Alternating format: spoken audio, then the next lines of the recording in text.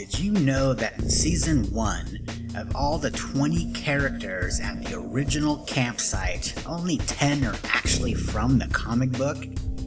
The rest were simply made up for the show.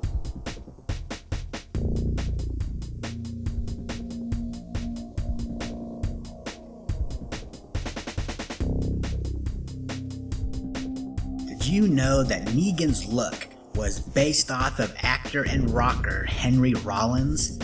And Jeffrey Dean Morgan's outfit is almost exactly the same as in the comic. I guess if you needed a real tough looking guy to base your character off of, Henry Rollins kinda fits the bill.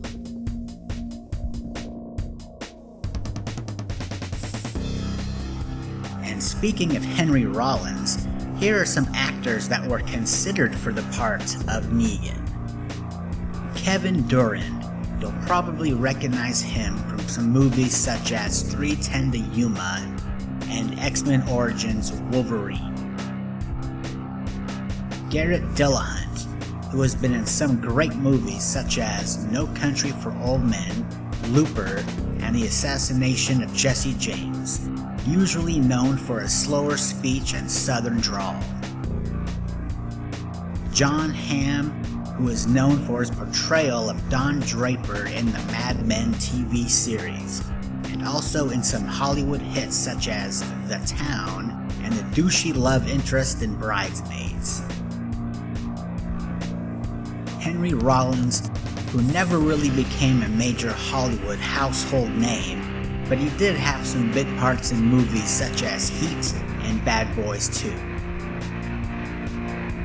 Bruce Campbell, which is probably the oddest entry on the list, since he is usually more prone to comedic roles. He is very famous for his portrayal of Ash in the Army of Darkness and the Evil Dead movies.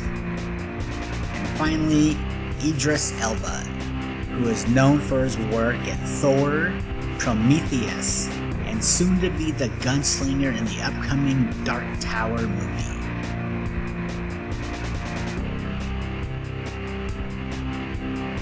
This also isn't the only time Jeffrey Dean Morgan and Lauren Cohan have appeared together.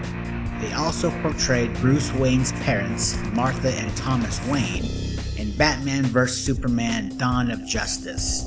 Only there they were on friendlier terms.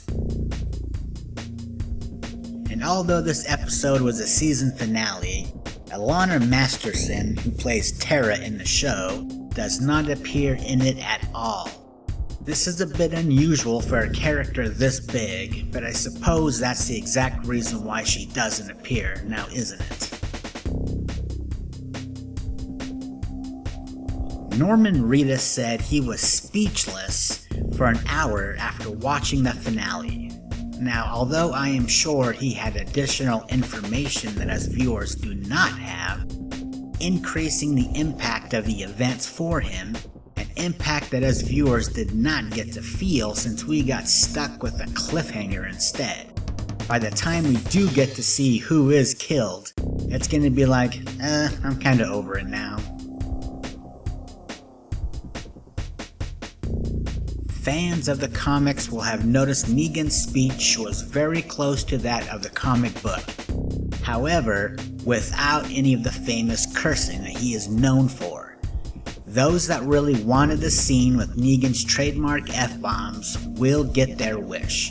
The creators have stated that there will be a version released on Blu-ray that includes all of the original dialogue, including all of Negan's famous F-bombs. Greg Nicotero pays tribute to an old friend of his, Joe Viscasil. Joe was a special effects specialist who has worked on some notable movies such as the original Star Wars trilogy, Terminator, and Godzilla.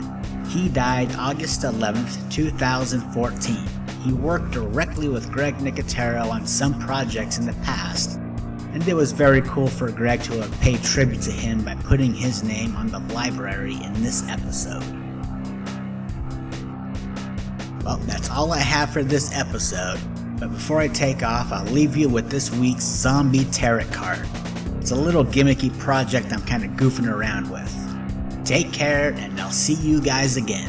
Thanks for watching.